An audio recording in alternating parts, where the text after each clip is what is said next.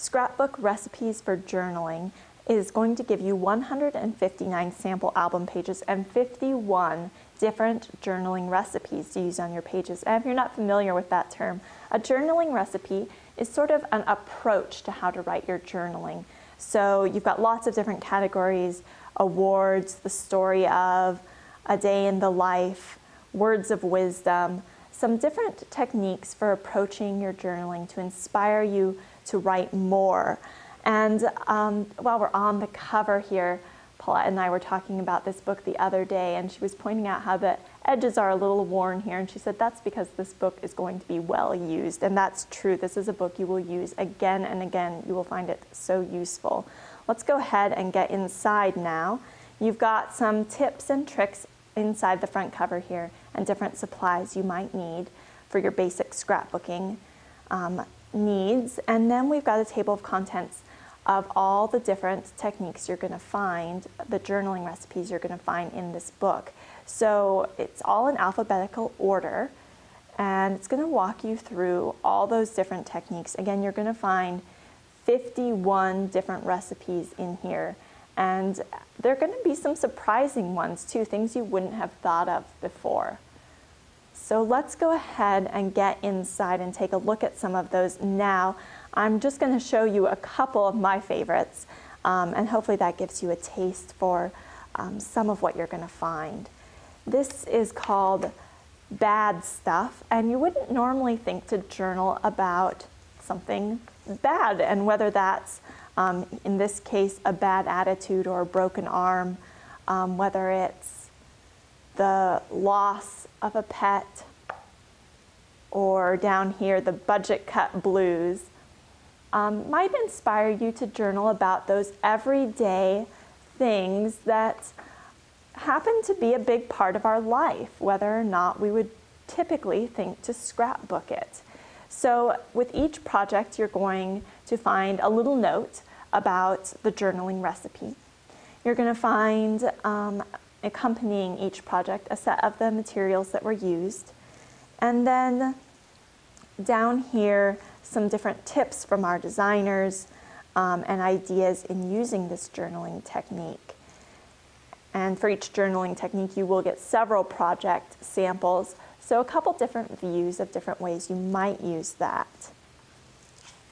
Let's take a look at another one. Here we've got conversations.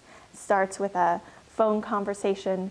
We've got it in the text message format and translated, and that's really using this technique. You could capture those specific words that have been exchanged, those meaningful conversations or just everyday conversations. And something that's unique about thinking more about your journaling is that we tend to think about scrapbooking as really focusing on the photos. Here's he says, she says. But those stories are really what it's about. The photo kind of evokes a memory for you, and by having a strong journaling technique used, you can really capture the details of that specific moment. So the photos are there to kind of bring you back to those memories. But if you've got that journaling that really captures a specific moment, it's going to mean so much more.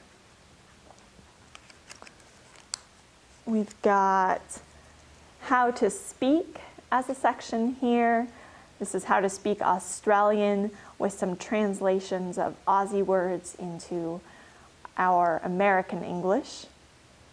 Again, some fun tips for using this journaling technique.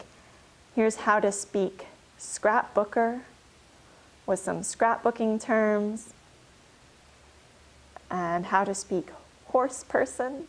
So just another fun approach. You might not initially think of this, but these are the little details that we might lose after a little while, those photos that you can't remember exactly where you took them anymore. And sometimes having some specific details given can really help bring those memories back. Here's a look at journaling with kids, from incorporating their writing to capturing, in this case, Zachisms. And let's take a look at another sample here. These are similarities and differences, so how to capture your subjects by comparing and contrasting them and what that allows you to find out about them. So you may be surprised that some of these techniques require you to think a little more about the photos you're using and your subjects and your past experiences, and they really challenge you to capture those specific details and moments. So again, you've got lots of ideas in this book. That was just a quick sample and lots of project ideas. So there's no end really to the amount of information that's in here. And this is one of those tools you'll come back to again and again. You'll find so much inspiration and a quick cure for writer's block.